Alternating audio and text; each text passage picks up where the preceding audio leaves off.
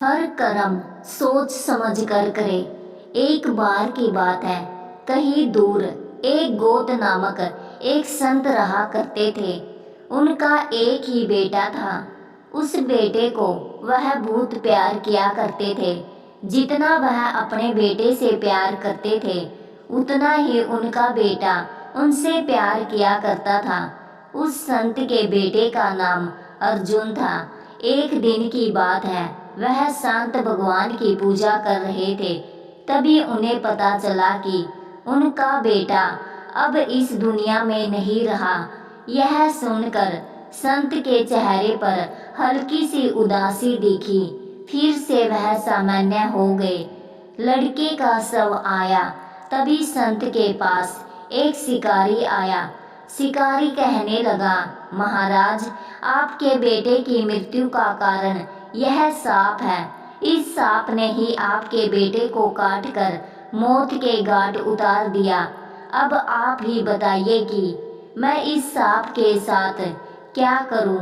क्या मैं इस सांप को टुकड़ों में काट कर मार दूं या फिर गरम तेल में डालकर मार दूं?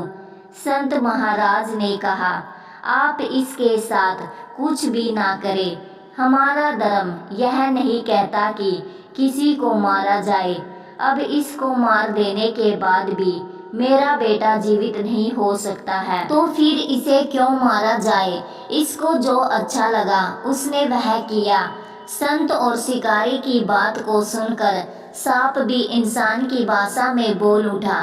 सांप ने कहा, महाराज, आपके बेटे की मौत का कारण मैं नहीं हूँ, बल्कि मृत्यु के देवता ने ही मुझे बढ़ावा दिया कि मैं आपके बेटे को डस लूं, और मैंने आपके बेटे को डस लिया।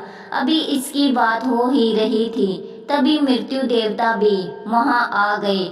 मृत्यु देवता ने कहा, किसी के मौत का कारण मैं नहीं होता हूँ। आपके बेटे की मौत का कारण भी मैं नहीं हूँ। मुझे तो काल ने आदेश दिया था कि आपके बेटे की जान लिया जाए, इसलिए ही मैं सांप को डसने के लिए बढ़ावा दिया। इसमें ना तो सांप दोषी है और ना ही मैं। काल के अनुसार ही यह धरती चलती है। काल जो चाहता है वह ही होता है। हम सब काल के अनुसार काम करते हैं। मृत्यु के देवता संत, शिकारी और सांप को बता रहे थे। अभी तक यह खुद को सही बता ही रहे थे, तभी वहां पर काल भी आ गया। काल ने कहा, मैं भी किसी की मौत के लिए जिम्मेदार नहीं हूँ। जो कुछ भी किसी के साथ होता है, उसके लिए उसका कर्म ही जिम्मेदार होता है। इस लड़के की मौत का कारण इसका पिछले जन्म के कर्म जिम्मेदार है। जो भी जैसा कर्म करता है, उसका वैसा ही जन्म और मृत्यु मिलता है। कहानी की सीख। इस कहानी से हमें यह सीख मिलती है कि हमें हमेशा अच्छा कर्म करना चाहिए। कर्म ही हमारे सामने फल के रूप में मिलता है।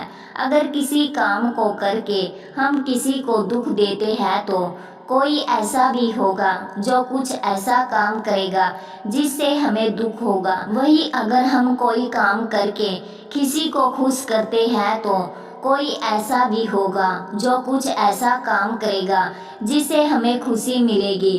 कहानी आपको कैसी लगी कमेंट करके ज़रूर बताइए। कहानी पसंद आए तो लाइक, शेयर और चैनल को सब्सक्राइब जरूर करें। धन्यवाद।